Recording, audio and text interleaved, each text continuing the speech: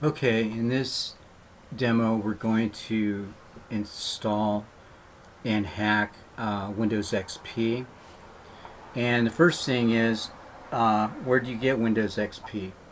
Well, uh, actually Microsoft has made that pretty easy because ever since they rolled out Windows 7, they've had a virtual machine out there that you can install and use in Windows 7 and Windows 8 called uh, Windows XP mode. So let's see what we can find out about that.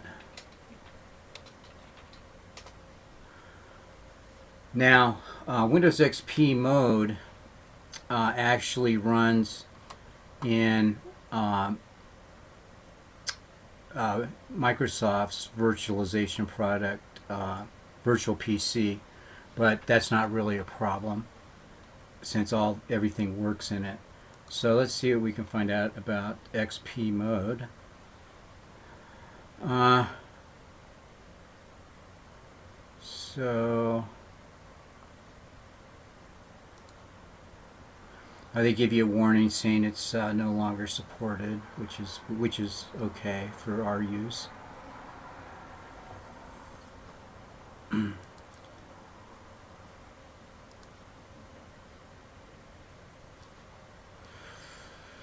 Okay, I'm going to resize this a little bit so you can see it. Okay, so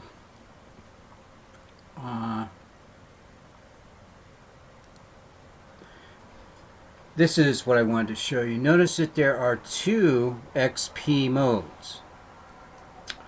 And again, this is going to download and install the virtual machine and virtual PC, which is the Microsoft software to run the virtual machine in. Now, what's the difference between these two? Actually, there's not much difference, but if you look at these file sizes, you'll see that one is a little bit larger, 469.8 megabytes versus 449. The larger one has Windows Media Player, believe it or not. So that's the only difference. Is the bigger one has Windows Media Player, and the smaller one doesn't. So I doubt if you're going to use Media Player, so you can download the one that doesn't. But that's up to you. Okay, so let's. Now I'm actually running this in VMware, and I have XP mode, but I use it for demos and things. So I have it already set up, and and as a result, I don't like hacking into it and changing the settings and things. So I'm just running this one in VMware. And you could do that too if you have old installed disks and things like that. And that's what I did. I installed this off a disk. But certainly, as I mentioned, XP mode will work exactly the same. So once you get it downloaded, what do you need to do? Well, the first thing you need to do is you need to go over and turn off the firewall. And you can do that by going to the control panel and then network connections. So what you want to do is you want to right click on the appropriate connection, select properties. I always make it so that the network icon shows up in the system tray down by the clock, and you can do that by clicking these two boxes at the bottom. That way you don't have to go through all this rigmarole when you want to get to the network interface card configuration. Now I have a lot of stuff on this that I probably don't need, but that's okay because we're going to hack it, and if we were hardening it, we would disable services like TCP/IP version 6 that we're not using, but for our purposes it's okay, so we're going to leave it. And then the other thing you want to do is you want to go ahead and go back to the control panel,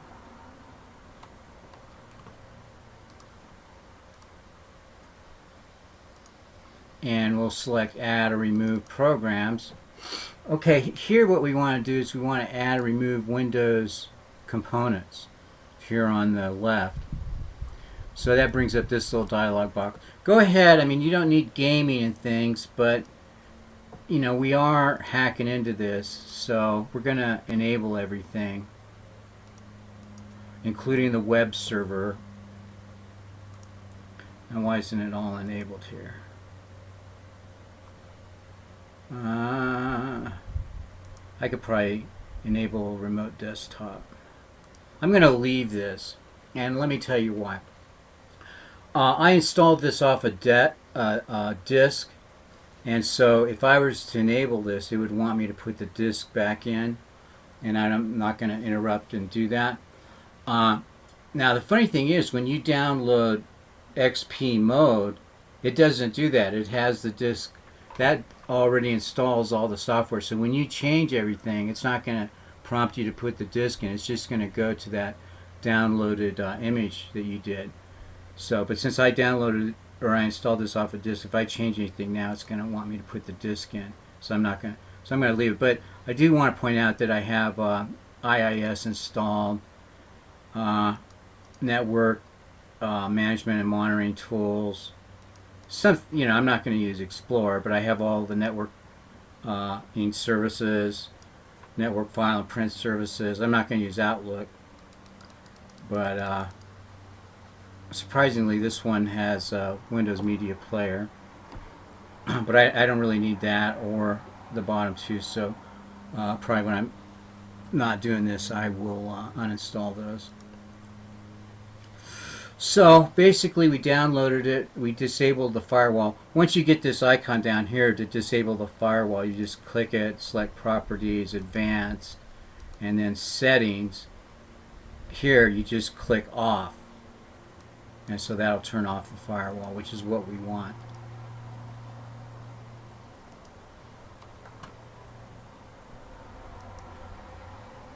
Okay, that looks good. The other thing we're going to do is we're going to install our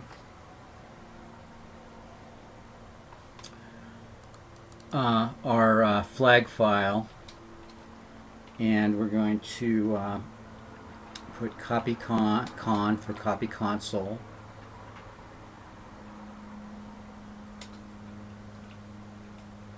We'll put an output redirect.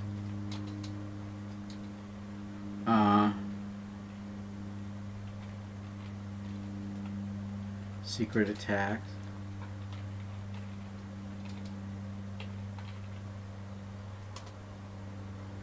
Okay, while we're here, I wanted to talk about some of the attacks we can use for exploits. And on Windows 2000, one of the ones you can use is MS03. And we'll don't worry about this now, because we'll talk about this. But I just wanted to get these up here, and this is a good place to do it.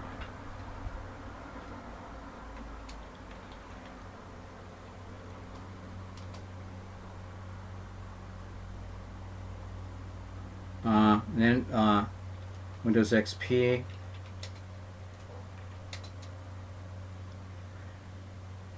There's an attack MS08, and we'll demo this attack today.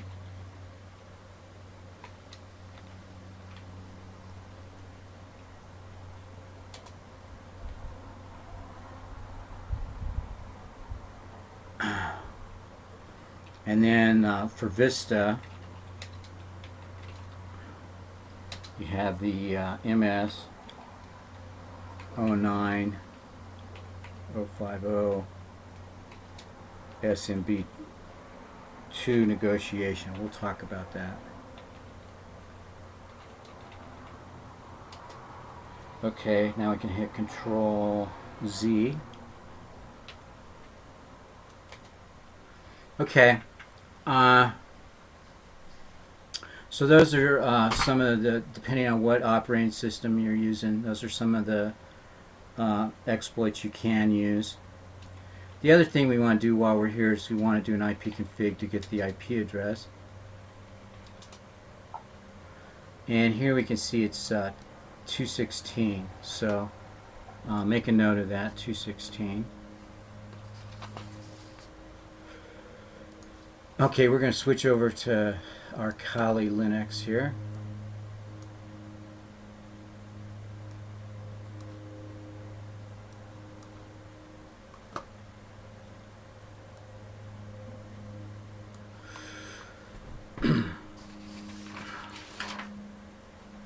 Okay, with Kali Linux, want to run a couple of commands to get things up and going.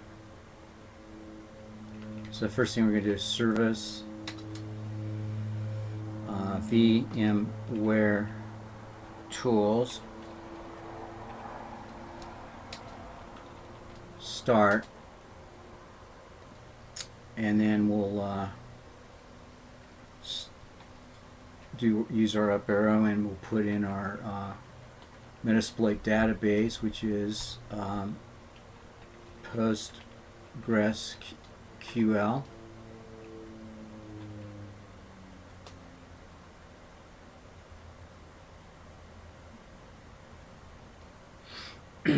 Okay, that's good.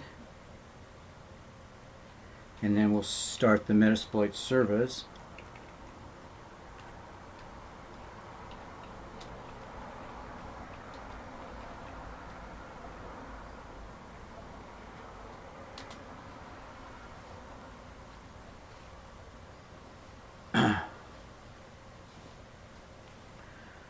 Okay.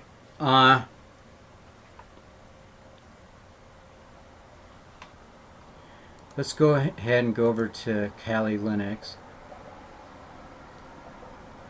And we're going to go to exploitation tools, network exploitation, and Armitage. Now again, this is going to give us some error messages while it continues to start the Metasploit framework.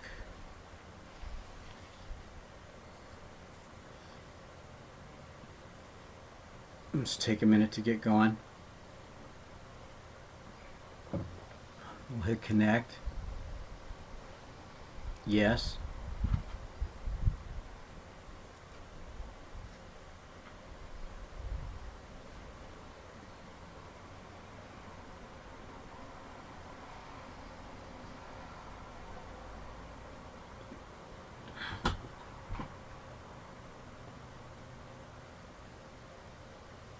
It's going to give us these error messages. That's normal while it's starting up.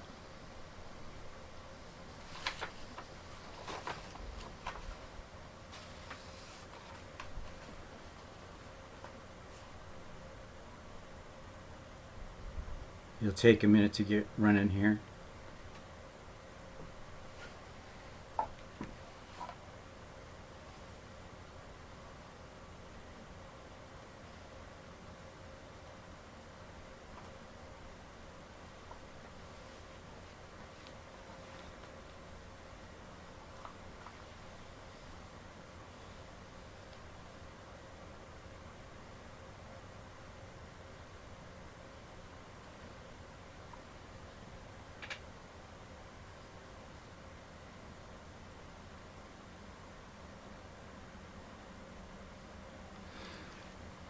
Remember, if you want to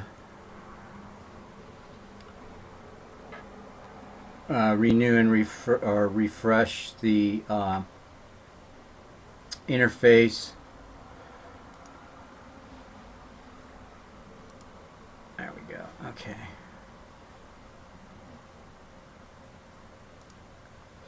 You can use the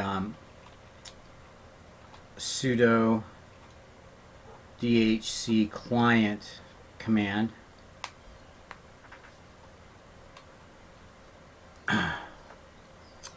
Okay, we're just going to add the host because we know the IP address, 192.168.1.216.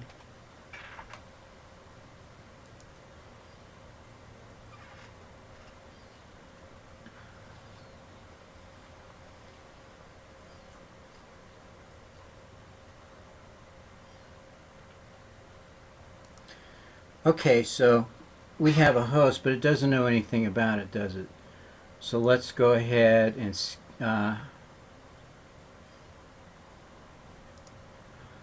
let's highlight that, and we'll do a nmap scan, quick scan OS detect.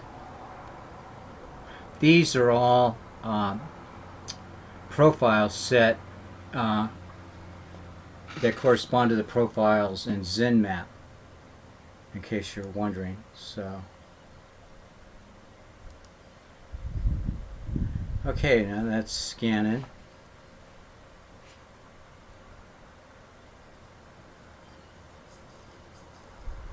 And it should run here, hopefully fairly quickly. I think it takes a minute or two.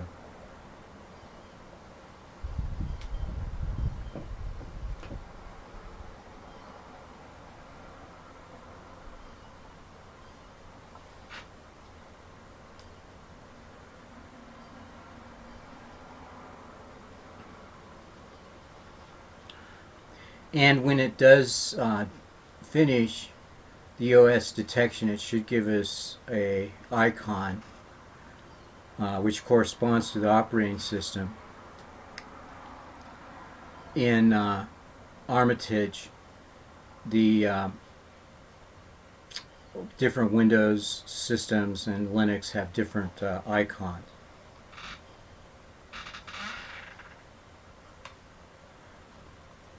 And there we go, scan complete.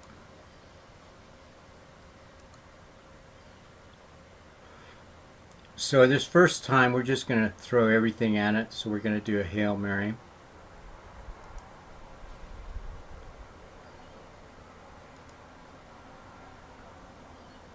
And it should run through this fairly quickly.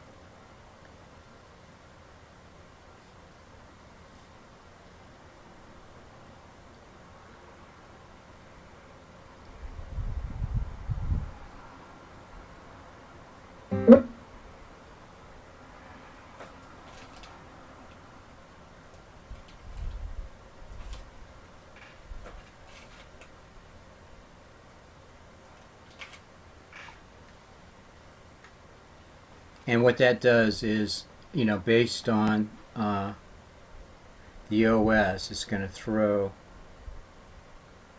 the different attacks that it can at it.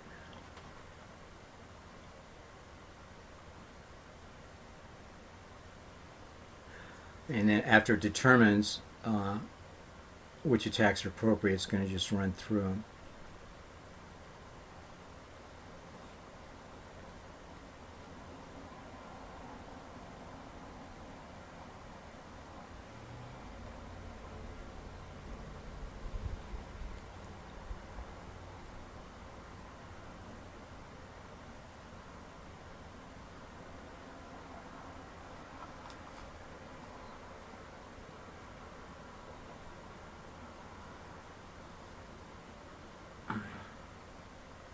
So it's giving us the sessions here.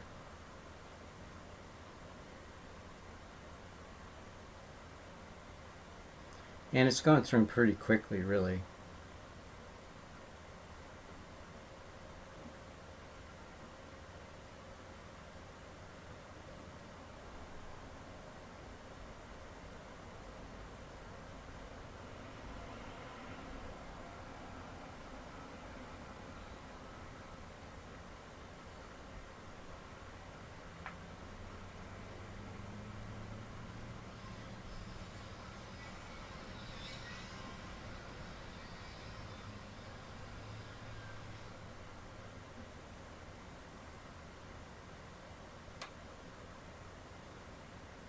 And finally, there we go.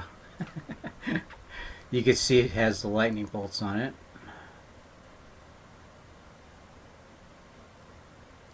So we'll go to Meta Interpreter,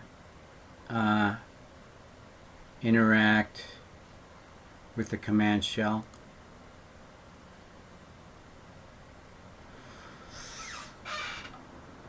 Okay, so we're going to navigate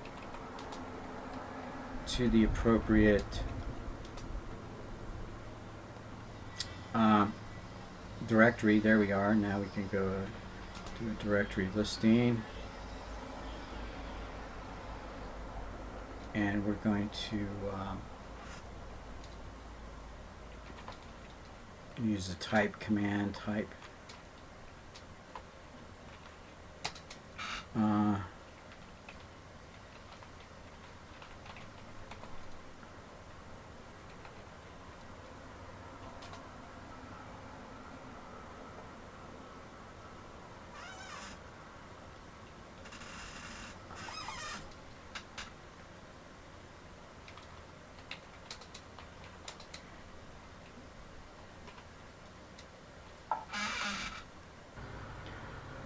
Okay, let's try that again. Let's see.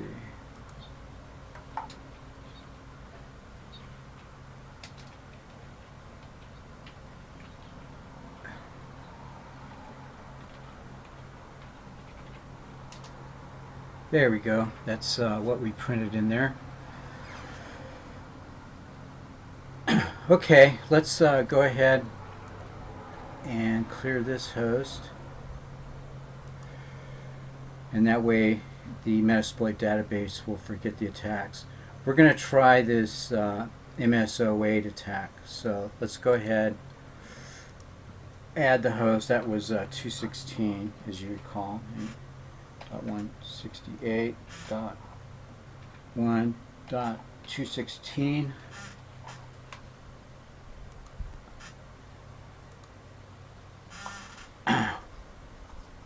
Oh wait, we need to clear the database too. Hold on. Remove host. Clear database. There we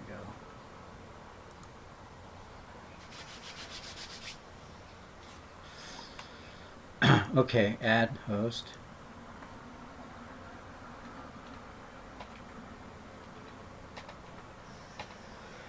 And that was 216.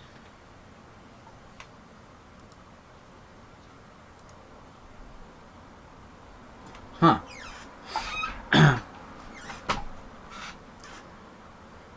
So let's see. I'm gonna restart Armitage, and then we'll continue. So what we're gonna do is import it again. Sometimes you have to actually stop Metasploit to clear out that database. We're gonna 192.1.216.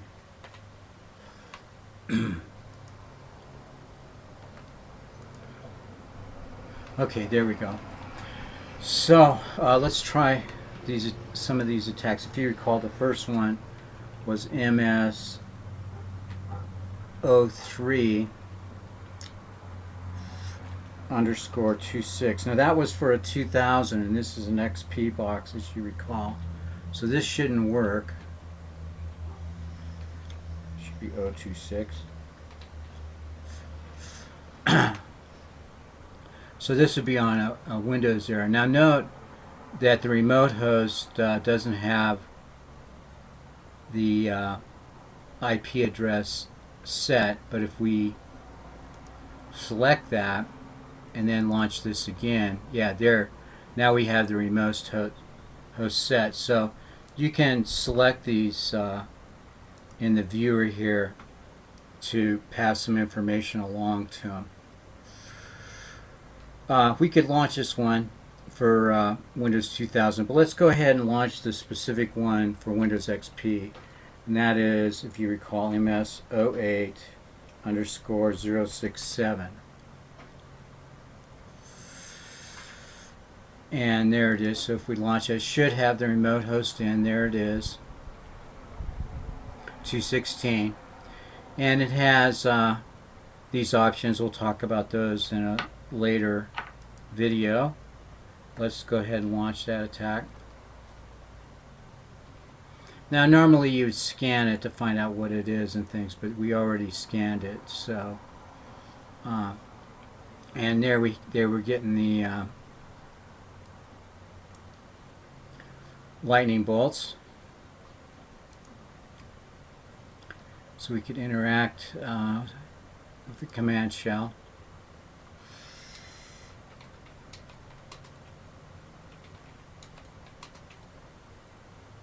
And let's see, what was the name of that? Secret attacks, I believe.